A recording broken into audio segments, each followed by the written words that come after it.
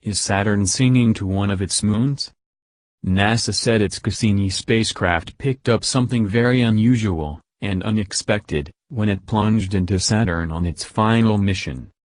It detected a series of plasma waves heading from Saturn to its rings and into Enceladus, one of its moons.